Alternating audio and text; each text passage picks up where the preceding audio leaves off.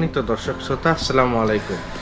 আজকে আমরা চলে এসেছি বগুড়া জেলার শাহজাহানপুর উপজেলার চুপিনগর ইউনিয়নের শাহনগর গ্রামের 3 বোন সবজি নার্সারিতে। আজকে আমরা এই নার্সারির স্বত্বাধিকারী আনোয়ার হোসেন ভাইয়ের সাথে কথা বলবো পলিশেড হাউসে সবজির চারা চাষ সম্পর্কে। চলুন বন্ধুরা, চলে যাই মূল প্রতিবেদনে।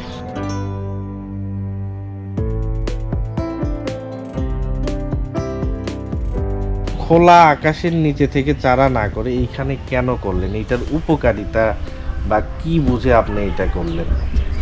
এখানে চারা করার একটা সুবিধা হলো কি, আমরা মাটিতে চারা করি এই 4 মাস 5 মাস এরকম সময়।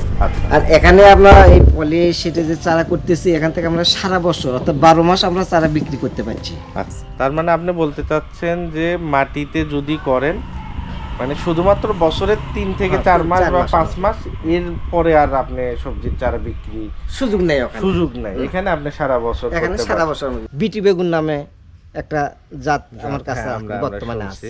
বিটি বেগুনটার এইটার বিশেষ কোনো এই বেগুনটা আপনার যখন আমরা চাষ করব, আচ্ছা। কৃষক যখন এটা চাষ করবে, আচ্ছা। তখন এই ফল ছিদ্রকারী পোকা যেটা আছে, যেটা বেগুনের জন্য বেশি মারাত্মক এবং আচ্ছা। ক্ষতিকর, আচ্ছা, এই পোকাটা আপনার এই বেগুনে ফল ছিদ্র করতে পারে না, পাশাপাশি গাছের যে ডগা থাকে সেটা কাটতে পারে না। বুঝতে পারছি। সারা বছর যদি এখানে চারা বিক্রি করেন বা চারা উৎপাদন করেন, কি পরিমাণ খরচ হয় আর কি পরিমাণ?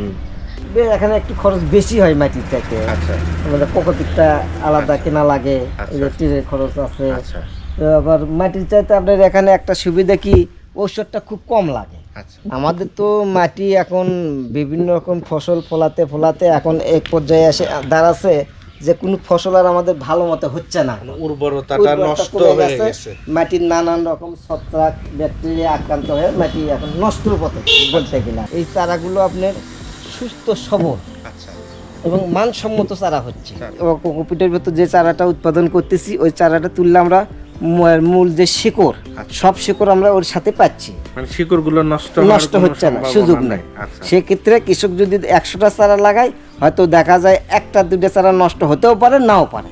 এখন যারা মাটিতে চারা উৎপাদন করছে, আশা করা যায় অল্প কিছু সময়ের মধ্যে তারাও ধীরে সুস্থে মনে হয় এরকম করতে পারে আর কি। পলিনেটের হ্যাঁ, মধ্যে চলে আসবে। এইটাতে আমরা দেখছি শিকড়গুলো মাশাআল্লাহ কোনো শিকড় ছিঁড়ে যায়নি বা নষ্ট হয়নি, একদম খুব সবগুলো এরকম। সুন্দরভাবে। ইভেন আপনি যখন তুললেন আমি দেখলাম একবারে খুব সুন্দরভাবে উঠে আসলো। আচ্ছা, এই যে আমার হাতে যে চারাটা, এটা মরিচের কি জাত? এটা মরিচের জাতের নাম হলো আপনার লালতির কোম্পানির আচ্ছা। সনিক। আচ্ছা, এটা লেট ভ্যারাইটি। Late variety. এটা আপনার এই সময়ের জন্য ভালো হবে। ভালো হবে। এই চারাটা আপনার কত করে কি দামে বিক্রি করছেন? এটা আমরা বিক্রি করতেছি 1 টাকা 40 পয়সা 1 টাকা প্রতি 40 piece। প্রতি পিস। তাতে আপনি 1000 আসে 1400 টাকা। 1400 টাকা হাজার। 50টি জেলার মতো আমাদের চারা যায় এখানে, যায়, রেগুলার হ্যাঁ, যায়। আচ্ছা, রেগুলার।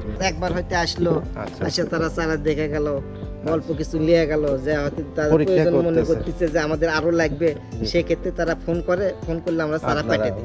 বেগুনের চারা কয় রকমের আছে?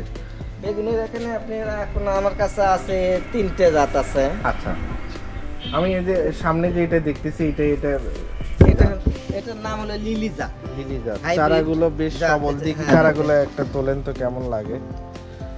আচ্ছা, আলহামদুলিল্লাহ, বেশ। এটা সারা বছরই চাষ করা যায়।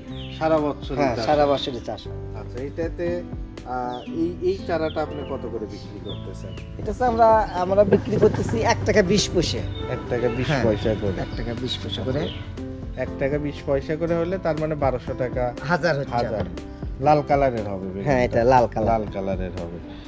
আপনি যেটা বললেন মানে এটাতে আসলে রোগ প্রতিরোধ ক্ষমতাটা অনেক বেশি। অনেক বেশি। আচ্ছা, এই চারা এটা কত করে বিক্রি করছেন আমরা আপনারা? একই দামে বিক্রি করতেছি একই দামে বেগুনের বিক্রি। মোটামুটি। আচ্ছা, কৃষক আসলে লাভবান কোনটাতে হবে? বিটি বেগুনটা এটা আপনার একটা দিকে ভালো, সেটা হলো এখানে পোকা লাগে না, ফল ছিদ্রকারী পোকা, এটা আপনি ফল ছিদ্র করবে না, পাশাপাশি গাছের যে ডগা আছে এগুলো সে ডগা কাটতে কাটতে পারবে। পারবে না, প্লাস আপনার যে কোনো রকম কীটনাশকও কম লাগে। কম লাগে। আর শুধু হালকা আপনার এই ওষুধ যেরকম সাদা মাছির জন্য একটু দিলেই হয়, মাকড় না এটা লাগবেই আর কি।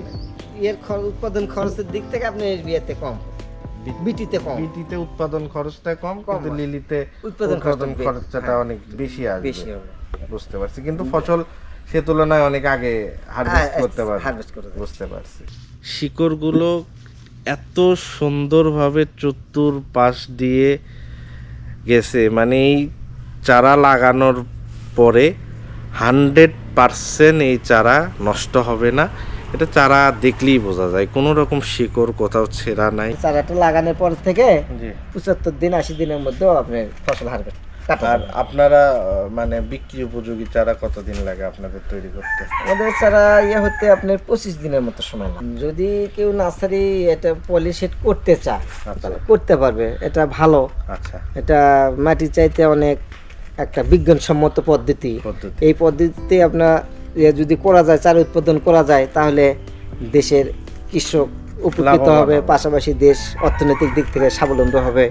যেহেতু এখানে আপনার সবজির চারা উৎপাদন হচ্ছে, তার মানে পলিনেট হাউসে সবজি উৎপাদন করা তো সম্ভব। সম্ভব, সেক্ষেত্রে সবজির গুণগত মান অবশ্যই ভালো হবে। ভালো হবে। হ্যাঁ। সবজির পরিচর্যা খরচা অনেক কম কম হবে। হবে। বুঝতে পারছি। আমরা এই চারাটা কুরিয়ারের মাধ্যমে পাঠিয়ে দিই। সবগুলো কুরিয়ারেই আপনাদের হ্যাঁ, যোগাযোগ মোটামুটি আছে। যোগাযোগ আছে। আর কেউ যদি চারা দেখতে চায়, সেক্ষেত্রে আপনার নাম্বারে হোয়াটসঅ্যাপে কল হ্যাঁ, দিলে কল দিলে আপনি চারা দেখতে পাবেন। আপনি সরাসরি চারা হ্যাঁ, দেখে দিয়ে দেখে দিবেন। দিবেন। বুঝতে পারছি। সুপ্রিয় দর্শক শ্রোতা, আজকের প্রতিবেদনটি এই পর্যন্তই। পরবর্তীতে আমরা আবার হাজির হব নতুন কোনো স্থানে নতুন কোনো প্রতিবেদন নিয়ে। সে পর্যন্ত আমাদের সাথেই থাকুন, আর নতুন নতুন প্রতিবেদন দেখতে আমাদের চ্যানেলকে সাবস্ক্রাইব করুন। ধন্যবাদ।